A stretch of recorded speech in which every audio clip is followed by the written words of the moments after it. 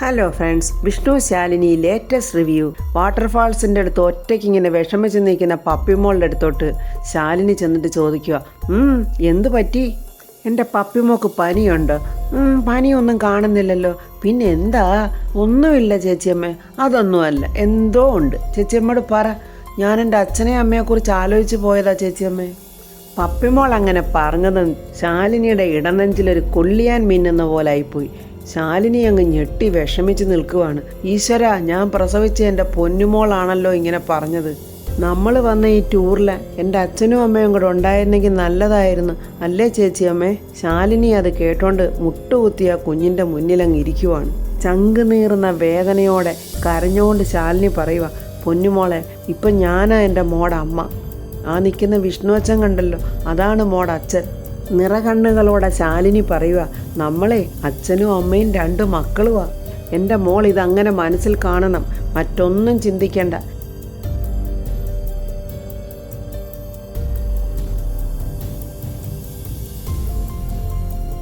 ഇനി വരുമ്പോൾ നമുക്ക് ശ്യാമയും രോഹിത്തിനെയും ശാരദാമ്മയും ഒക്കെ കൂട്ടാം കേട്ടോ. എൻ്റെ മോളിത് സത്യ കളിക്കുന്ന കണ്ടോ? സത്യയോട് പോയി മോള് കളിക്ക്, അല്ലെങ്കിൽ സത്യയ്ക്ക് വിഷമം തോന്നില്ലേ? അങ്ങനെ ശാലിനി പറയുമ്പോൾ കുഞ്ഞു മനസ്സല്ലേ പെട്ടെന്ന് സന്തോഷത്തോടെ സത്യയുടെ അടുത്തോട്ട് കളിക്കാനായിട്ട് ഓടിപ്പോവാണ്. ശാലിനി അവിടെ നിന്ന് വിങ്ങി പൊട്ടിക്കരയുവാണ്.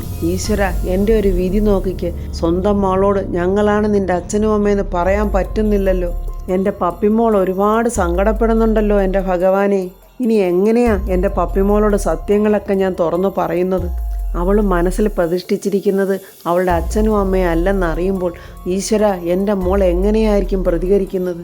അതെൻ്റെ പപ്പിമോൾക്ക് അന്നേരം താങ്ങാനാവുമോ? വിഷ്ണു നോക്കുമ്പോൾ ശാലിനി ഒരു ഭാഗത്തിങ്ങനെ സങ്കടത്തോടെ നിൽക്കുന്നതാണ്. ഇതെന്ത് പറ്റി പെട്ടെന്ന് ശാലിനിക്ക്? വല്ല ഫോൺ കോൾ വന്നോ? വലിയ സന്തോഷത്തിലാണല്ലോ നിന്നത്. ശരി മക്കളെ, നിങ്ങൾ കളിച്ചോണ്ടിരി, ഞാനേ അമ്മയുടെ അടുത്തോട്ടൊന്ന് പോയിട്ട് വരട്ടെ എന്നും പറഞ്ഞ് വിഷ്ണു ശാലിനിയുടെ അടുത്തോട്ട് വരുവാണ്. എന്ത് പറ്റിയടോ? സന്തോഷിക്കാനാന്ന് പറഞ്ഞ് വന്നിട്ട് പിന്നെന്തെങ്ങനെ മാറി നിൽക്കുന്നത്? ശാലിനി പെട്ടെന്ന് കണ്ണ് തുടച്ചിട്ട്, ഒന്നുമില്ല വിഷ്ണുവേട്ട. അല്ല, എന്തോ ഉണ്ട്. എന്താന്ന് എന്നോട് പറ. വിഷ്ണുവേട്ട, നമ്മളാണ് പപ്പിമോടെ യഥാർത്ഥ അച്ഛനും അമ്മയെന്ന് എന്നെങ്കിലും അവൾ അറിയില്ലേ? അവളതറിയുമ്പോൾ അവൾക്കത് താങ്ങാനാവോ? വിഷ്ണു പറയുക, ശാലിനി, എനിക്കറിയാം അവളുടെ മനസ്സ്. പപ്പിയുടെ മനസ്സ് അവളെ പറഞ്ഞു ധരിപ്പിച്ചിരിക്കുന്നത് പപ്പിയും രോഹിത്തിൻ്റെ മകളാണ് അവളെന്ന്. നമ്മൾ അവൾക്ക് വിഷ്ണു അച്ഛനും ചേച്ചിയമ്മയും മാത്രമാണ്, അവളുടെ സ്വന്തം അച്ഛനും അമ്മയും അല്ല. ഇനി പെട്ടെന്നങ്ങനെ ആകാൻ അവൾക്കൊട്ട് സാധിക്കത്തതുമില്ല. അന്ന് ഒരുപാട് പേരുടെ കണ്ണുനീരൊപ്പാൻ വേണ്ടി കാണിച്ച ഒരു കാര്യം ഇന്ന് നമ്മുടെ മാത്രം കണ്ണുനീരായി മാറിയല്ലോ വിഷ്ണുവേട്ട. ഇനി ഒരിക്കലും എൻ്റെ പപ്പിമോളെ നമുക്ക് മാത്രമായിട്ട് കിട്ടില്ലേ വിഷ്ണുവേട്ട എന്നും പറഞ്ഞ് കരഞ്ഞുകൊണ്ട് ശാലിനി വിഷ്ണുവിനെ കെട്ടിപ്പിടിച്ച് അവൻ്റെ മാറിലോട്ട് വീഴുവാണ്. വിഷ്ണു അവളെ സമാധാനിപ്പിക്കുന്നുണ്ട്. ശാലിനി, നമുക്ക് നമ്മുടെ മോളെ തിരിച്ചു പിടിക്കണം. വിഷ്ണുവും സങ്കടത്തോടാണ് പറയുന്നത്. പക്ഷേ അതിനുവേണ്ടി നമ്മൾ കുറച്ചുനാളുടെ കാത്തിരിക്കേണ്ടി വരും ശാലിനി. വിഷ്ണുവേട്ട, എന്നോട് ക്ഷമിക്കണം. നമ്മുടെ പൊന്നുമോടെ മനസ്സിൽ നമ്മൾ 2 പേരും അച്ഛൻ്റെയും അമ്മയുടെയും സ്ഥാനത്തില്ലെന്ന് അറിഞ്ഞപ്പോൾ എൻ്റെ മനസ്സിനകത്ത് ഒരു വല്ലാത്ത നീറ്റൽ. എൻ്റെ ഈ തെറ്റുകളൊക്കെ ഇനി എങ്ങനെയാ വിഷ്ണുവേട്ട ഞാൻ ശരിയാക്കിയെടുക്കുന്നത്? നിയന്ത്രണം വിട്ട് പൊട്ടിക്കരയുന്ന ശാലിനിയോട് വിഷ്ണു പറയുന്നു, ശാലിനി നോക്ക്, അങ്ങോട്ടൊക്കെ ആൾക്കാർ നമ്മളെ നോക്കുന്നുണ്ട്. നീ കരയല്ലേ, എല്ലാത്തിനും സമാധാനം ഉണ്ടാക്കാം, കരയാതെ ശാലിനി എന്നിങ്ങനെ പറഞ്ഞുകൊണ്ടിരിക്കുമ്പോൾ സത്യമോൾ അവരെ ശ്രദ്ധിക്കുന്നുണ്ട്. പപ്പി, അവരെന്തുവാ പറയുന്നത്? നമുക്ക് അങ്ങോട്ടൊന്ന് പോയി നോക്കിയാലോ എന്നും പറഞ്ഞ് കുഞ്ഞുങ്ങൾ 2 ഓടി അവരുടെ അടുത്തോട്ട് വരുവാണ്. സത്യമോൾ വന്നിട്ട് ചോദിക്കുന്നു, അല്ല, നിങ്ങളിവിടെ വന്നൊന്ന് വർത്തമാനം പറയാനാണെങ്കിലേ നിങ്ങൾക്കങ്ങ് വീട്ടിലിരുന്ന് വർത്തമാനം പറഞ്ഞാൽ പോരായിരുന്നോ? ഇനി നമ്മൾ എന്താ ചെയ്യാൻ പോണത്? വിഷ്ണു സന്തോഷത്തോടെ പറയുന്നു, ഇനിയാണ് വാട്ടർ തീം പാർക്കിലെ മെയിൻ വാട്ടർ റൈഡ് എന്നും പറഞ്ഞ് മക്കളെയും കൊണ്ട് അങ്ങോട്ട് പോവുകയാണ്. വിഷമിച്ച് നിൽക്കുന്ന ശാലിനിയുടെ മൂടൗട്ട് മാറ്റാൻ വേണ്ടി വിഷ്ണു ഓരോ തമാശയൊക്കെ പറയുന്നുണ്ട്. ദാണ്ടെ, കളക്ടറാണെന്നുള്ള വിചാരമൊക്കെ അങ്ങ് കളഞ്ഞേരെ. ഇവിടെ ഇപ്പോഴേ നമ്മൾ ഭാര്യയും ഭർത്താവും മക്കളും ഒക്കെയാ. അങ്ങോട്ട് പോരെ, നമുക്കെല്ലാവർക്കും കൂടെ കളിക്കാം എന്നൊക്കെ പറഞ്ഞ് ശാലിനിയെ സന്തോഷിപ്പിക്കാൻ ശ്രമിക്കുന്നുണ്ട്. അങ്ങനെ നമുക്ക് ഇനി വെള്ളത്തിൽ തകർക്കാം എന്നും പറഞ്ഞ് വിഷ്ണുവും ശാലിനിയും മക്കളും കൂടെ പോവുകയാണ്. അങ്ങനെ വിഷ്ണുവും മക്കളും ആ വെള്ളത്തിൽ കിടന്നിങ്ങനെ കളിക്കുവാണ്. അത് കാണുമ്പോൾ ശാലിനിക്കും വലിയ സന്തോഷമാകുന്നുണ്ട്. വിഷ്ണു ശാലിനിയെ നോക്കി ചോദിക്കുന്നു, എന്തേ അവിടെ തന്നെ അങ്ങ് നിന്ന് കളഞ്ഞത്? അയ്യോ, ഞാനില്ല, ഞാനിതൊക്കെ കണ്ടോണ്ട് ഇവിടെ തന്നെ അങ്ങ് നിന്നോളാം. അത് പറ്റില്ല, പിന്നെ എന്തിനാ ഇങ്ങോട്ട് വന്നത്? വിഷ്ണുവേട്ടൻ പറയാറില്ലേ വിഷ്ണുവേട്ടൻ്റെ പാതിയാ ഞാനെന്ന്. അപ്പോഴേ ആ പാതി അങ്ങ് കുളിച്ചാൽ മതി കേട്ടോ. ആഹാ, അത് കൊള്ളാമല്ലോ. അപ്പോൾ ബാക്കി പാതി കുളിക്കണ്ടേ? അതെ, എൻ്റെ 2 മക്കളോട് അങ്ങ് പരിഹരിച്ചോളും. ശാലിനി, താണ്ടെ, ഇങ്ങനൊരവസരം ഇനി ഉണ്ടായെന്ന് വരില്ല. ഇത് ചാടറോ, ഞാൻ ഇയാൾ മുങ്ങാതെ നോക്കിക്കോളാം. എന്നാലും വേണ്ട വിഷ്ണുവേട്ടാ. ഇതാണ്ടേ ശാലിനി, എനിക്ക് ദേഷ്യം വരുന്നുണ്ട്. മര്യാദയ്ക്ക് ഇങ്ങോട്ട് വരുന്നുണ്ടോ ഇല്ലയോ? പിന്നെ എന്തിനാ ഇങ്ങോട്ട് പോകുന്നത്? വിഷ്ണുവേട്ടൻ വേഗം കുളിച്ചിട്ട് പോരാൻ നോക്ക്. ആഹാ, അത്രയ്ക്കായോ? ഇങ്ങോട്ട് വാടി എന്നും പറഞ്ഞ് വിഷ്ണു അങ്ങോട്ട് കയറി ചെന്ന് ശാലിനിയെ പൊക്കി അങ്ങ് എടുക്കുവാണ്. അയ്യോ വിഷ്ണുവേട്ടാ വേണ്ട, പിള്ളേർ നോക്കുന്നു. അയ്യോ വിഷ്ണുവേട്ടാ വേണ്ട വേണ്ട എന്നൊക്കെ ശാലിനി വിഷ്ണുവിൻ്റെ കൈക്കുള്ളിൽ കിടന്ന് പറയുവാണ്. ഈ വാട്ടർ തീം പാർക്കിൽ വന്നിട്ട് അതിലിറങ്ങിയില്ലെന്ന് പറഞ്ഞാൽ അതിൻ്റെ ക്ഷീണം എനിക്കും എൻ്റെ മക്കൾക്കും അല്ലേ മക്കളെ? പിള്ളേരും പറയുന്നുണ്ട് ശരിയാച്ചാ എന്ന് പറയുമ്പോൾ വിഷ്ണു ശാലിനിയും കൊണ്ട് ആ വെള്ളത്തിലോട്ടങ്ങ് ഇറങ്ങുവാണ്. ആ സമയത്ത് ശാരദാമ്മയുടെ ഫോൺ ശാലിനിക്ക് വരുന്നുണ്ട്. അയ്യോ വിഷ്ണുവേട്ടാ, അമ്മയാ വിളിക്കുന്നത്. ഹലോ അമ്മേ എന്നിങ്ങനെ പറയുന്നതല്ലാതെ ശാലിനി അയ്യോ വിഷ്ണുവേട്ടാ എന്നെ താഴെ ഇറക്ക്, അയ്യോ വേണ്ട വിഷ്ണുവേട്ടാ എന്നൊക്കെ ഇങ്ങനെ വളരെ രസകരമായി സംസാരിക്കുന്നതാണ് ശാരദാമ്മ കേൾക്കുന്നത്. ഓ, ഈ ശാരദാമ്മയ്ക്ക് വിളിക്കാൻ കണ്ട ഒരു നേരം എന്നും പറഞ്ഞ് വിഷ്ണു പരിഭവപ്പെടുവാണ്. ശാലിനി ചിരിച്ചോണ്ട് പറയുന്നു, അമ്മേ ഞങ്ങൾ വാട്ടർ തീം പാർക്കിലാണ്. ഭയങ്കര ബഹളമാണല്ലോ കേൾക്കുന്നത്. എന്തോ താഴെ വെക്കാനോ നിർത്താനോ ഒക്കെ പറയുന്ന കേട്ടല്ലോ. എന്തോ താഴെ വെക്കാനാ? അതെന്താണെന്ന് ശാലിനിക്ക് പറയാൻ പറ്റില്ലല്ലോ. ശാലിനി പറയോ, എന്ത് പറയാനമ്മേ, അച്ഛനും മക്കളുടെ വെള്ളത്തിൽ കിടന്ന് തുള്ളി കളിച്ചോണ്ടിരിക്കുക. എന്നെക്കൂടെ അതിലിറക്കാൻ പല ശ്രമങ്ങളും നടത്തി, പക്ഷേ ഞാൻ ഇറങ്ങിയില്ല കേട്ടോ. പിന്നെ മോളെ, മക്കളെ ശ്രദ്ധിച്ചോണേ. നിങ്ങൾ രണ്ടുപേരും മക്കൾക്കൊപ്പം തന്നെ ഉണ്ടാവണേ. ഇതൊന്നും അമ്മ പറഞ്ഞു തരേണ്ട കാര്യമില്ലെന്ന് എനിക്കറിയാം, എന്നാലും അമ്മയൊന്ന് സൂചിപ്പിച്ചെന്നേ ഉള്ളു. എനിക്കിവിടെ നിന്നിട്ടൊരു നിപ്പുറയ്ക്കുന്നില്ല മോളെ, അതുകൊണ്ട് വിളിച്ചതാ. ഓക്കെ അമ്മേ, അതൊന്നും അമ്മ പേടിക്കണ്ട. ഇനിയിപ്പം തന്നെ ഞങ്ങൾ ഇവിടെ നിന്ന് ഇറങ്ങും. അത് കഴിഞ്ഞാൽ പിന്നെ ചൂരൽമലയിലോട്ടാ. അവിടെ റേഞ്ച് കിട്ടുവാണെങ്കിൽ ഞാൻ അമ്മയെ വിളിക്കാം. ഓക്കെ അമ്മേ, ശരിയെന്നും പറഞ്ഞാൽ ഫോൺ കട്ട് ചെയ്യുന്നുണ്ട്. അങ്ങനെ വിഷ്ണുവും മക്കളും വെള്ളത്തിൽ കിടന്ന് ആർത്ത് ഉല്ലസിച്ചങ്ങ് അറമ്മതിക്കുവാണ്. നൂർജഹാനെ കാണാഞ്ഞിട്ട് വിഷമിച്ച് നിൽക്കുന്ന അനൂപിനോട് അവൻ്റെ കൂട്ടുകാരൻ പറയുന്നു, ഡാ ഇപ്പോൾ വരാം ഇപ്പോൾ വരുമെന്ന് പറഞ്ഞിട്ട് എന്ത് ചെയ്യടാ, ഇന്ന് ഇപ്പോൾ നിൽക്കാൻ തുടങ്ങിയിട്ട് കുറേ നേരമായല്ലോ. അവരിപ്പോൾ വിളിച്ച് ചോദിച്ചാൽ ഞാൻ എന്തു പറയും? എടാ, ആ സമയം ഒന്നുകൂടെ ഒന്ന് മാറ്റിയെടുക്കാൻ എന്തെങ്കിലും പറ്റുമോ നീ ഒന്ന് ശ്രമിച്ചു നോക്ക്. അതേടാ, നിനക്ക് ഞാൻ ഇത്രയൊക്കെ ചെയ്തു തന്നതും പോരാ, ഇനിയും ഞാൻ അവരുടെയൊക്കെ വായിലിരിക്കുന്ന കേൾക്കണം ഇല്ലേ എന്നൊക്കെ ആ കൂട്ടുകാരനിങ്ങനെ സ്നേഹത്തോടെ അവനെ ശാസിക്കുന്നുണ്ട്.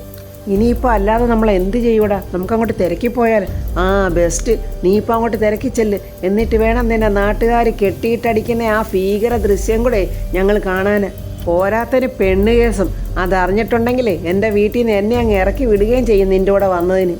അപ്പോൾ അരുണിൻ്റെ ഫോണിലോട്ട് പിയൂൺ വിളിക്കുന്നുണ്ട്. ഡാ വേണ്ട അനൂപെ, പിയൂണാ വിളിക്കുന്നത്. ഞാൻ എന്ത് പറയണം? ഡാ നീ എന്തെങ്കിലും ഒന്ന് പറയടാ. നമ്മളിവിടുന്ന് പുറപ്പെട്ടെന്നോ വന്നുകൊണ്ടിരിക്കുവാണെന്നോ എന്നൊക്കെ. അതൊക്കെ ഞാൻ നേരത്തെ പറഞ്ഞു കഴിഞ്ഞതാടാ. എങ്കിലും ഞാൻ ഒരു കള്ളം കൂടെ പറഞ്ഞു നോക്കാം. അതെ, പെണ്ണ് ഡ്രസ്സ് ചെയ്തുകൊണ്ടിരിക്കുക, ഇപ്പോൾ ഉടനെ എത്തും. അതെ, ഇപ്പോൾ ഒരു സ്ഥലത്തിൻ്റെ രജിസ്ട്രേഷൻ നടന്നുകൊണ്ടിരിക്കുക. അത് കഴിഞ്ഞാൽ ഉടനെ പിന്നെ നിങ്ങളുടെ കല്യാണമാണ്. അയ്യോ അതിനെന്താ, അത് തീരുന്നതിന് മുമ്പ് തന്നെ ഞങ്ങൾ അങ്ങ് എത്തിക്കോളാം. ഞാൻ പ്രത്യേകം പറയുക, സ്ഥലത്തിൻ്റെ രജിസ്ട്രേഷൻ കഴിയുമ്പം തന്നെ നിങ്ങളിവിടെ സ്ഥലത്തുണ്ടായിരിക്കണം. അല്ലെങ്കിൽ പിന്നെ ഇന്നത്തെ കാര്യം പോക്കാം. അക്കാര്യത്തിൽ ഒരു ടെൻഷനും വേണ്ട, ഞങ്ങളവിടെ എത്തിയിരിക്കും എന്നും പറഞ്ഞ് ഫോൺ കട്ട് ചെയ്യുവാണ്. അപ്പോഴൊരു ഓട്ടോറിക്ഷയിൽ നമ്മുടെ നൂർജഹാൻ അവരുടെ അടുത്തോട്ട് എത്തിക്കഴിഞ്ഞു. അനൂപ് ചോദിക്കുന്നു, എന്ത് പണിയാ നൂറെ നീ കാണിച്ചത്? എത്ര നേരം കൊണ്ട് ഞങ്ങളുടെ കാത്തു നിൽക്കുവാനറിയോ? അത് അനൂപെ, ഞാൻ ഇറങ്ങാൻ നേരത്ത് അവർ വന്നു. എന്നെ കൊണ്ടുപോയി അവർ റൂമിൽ പൂട്ടിയിട്ടിരിക്കുമായിരുന്നു. മാമിയുടെ കാരുണ്യം കൊണ്ടാണ് ഞാനിപ്പോൾ പുറത്തോട്ട് വന്നത്. ഇനി സംസാരിച്ച് നിൽക്കേണ്ട, പെട്ടെന്ന് വണ്ടിയിലോട്ട് കയറി എന്നും പറഞ്ഞ് അവരെല്ലാവരുടെ കാറിൽ കയറി പോവുകയാണ്. വിഷ്ണുവും ശാലിനിയും മക്കളും അങ്ങനെ അടുത്ത സ്ഥലമായ ചൂരൽമലയിലോട്ട് പോവുകയാണെന്ന് തോന്നുന്നു. എല്ലാവർക്കും നല്ല വിശപ്പുണ്ട്. സത്യമോള് ചോദിക്കുന്നു, അച്ഛാ നല്ല ദോശ കിട്ടാൻ വല്ല മാർഗമുണ്ടോ അച്ഛാ? ശാരദാമ്മ ഉണ്ടാക്കുന്ന പോലത്തെ ദോശയായിരിക്കണം. ആ എന്നാൽ എൻ്റെ മക്കളൊരു കാര്യം ചെയ്യും, നമുക്ക് ട്രിപ്പ് മതിയാക്കി നേരെ ശാരദാമ്മയുടെ അടുത്തോട്ട് തന്നെ അങ്ങ് പോകാം. അത് കേട്ടിട്ട് പപ്പി പറയുക, അയ്യോ ദോശ കഴിച്ചില്ലേലും സാരമില്ല, നീ ട്രിപ്പ് മുടക്കുന്ന കാര്യമേ ഇല്ല, നമുക്കങ്ങ് മുന്നോട്ട് പോയാൽ മതി. വിഷ്ണുവേട്ടാ, കുട്ടികൾക്ക് മാത്രമല്ല എനിക്കും നല്ല വിശപ്പുണ്ട്. പോകുന്ന വഴിക്ക് ഏതെങ്കിലും കടയുണ്ടോയെന്ന് നോക്കണേ. ഇവിടെങ്ങ് നല്ല കടയുണ്ടോ എന്നൊന്നും കാണാൻ സാധ്യത കുറവാണ്. നല്ല ഫുഡും കിട്ടുമെന്ന് തോന്നുന്നില്ല, എങ്കിലും നമുക്ക് നോക്കാം. സത്യയ്ക്ക് വിശപ്പ് സഹിക്കാൻ പറ്റുന്നില്ല. അയ്യോ അച്ഛാ, ദോശയില്ലെങ്കിൽ വല്ല ചായയെങ്കിലും കിട്ടുമോ? അപ്പോൾ ശാലിനി പറയുന്നു, മോളെ ബാഗിനകത്ത് ബ്രെഡും പഴവും വെള്ളമൊക്കെ ഉണ്ടല്ലോ, അതൊന്നും വേണ്ടാമ്മേ, അതൊക്കെ അവിടെങ്ങാനും ചെന്നിട്ട് കഴിക്കാം. വിഷ്ണു മക്കളോട് പറയുന്നു, എന്നാൽ എൻ്റെ പൊന്നുമക്കളെ രണ്ട് സൈഡിലോട്ടും അങ്ങോട്ട് നോക്കി അങ്ങിരുന്നോ. ശാരദാമ്മയെ പോലെ ഏതെങ്കിലും ഒരമ്മ നമുക്ക് വേണ്ടി ദോശയും ചുട്ടു വെച്ചുകൊണ്ട് ഇങ്ങനെ കാത്തിരിക്കുന്നുണ്ടാവും.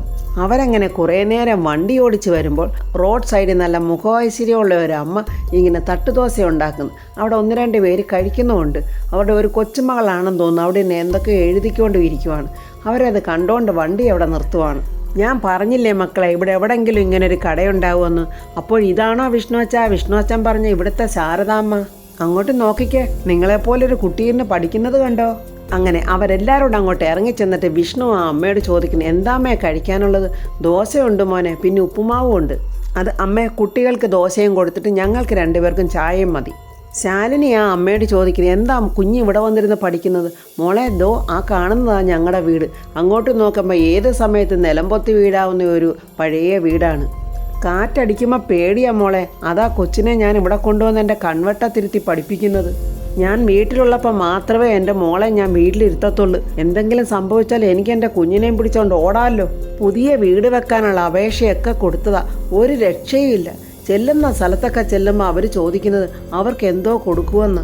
ഇവിടുന്ന് കിട്ടുന്നത് കൊണ്ട് വേണം അകത്ത് വയ്യാതെ കിടക്കുന്ന ഒരാൾക്ക് മരുന്ന് മേടിക്കാനും ഈ കുഞ്ഞിൻ്റെ പഠിത്തം നടക്കാനും ഒക്കെ.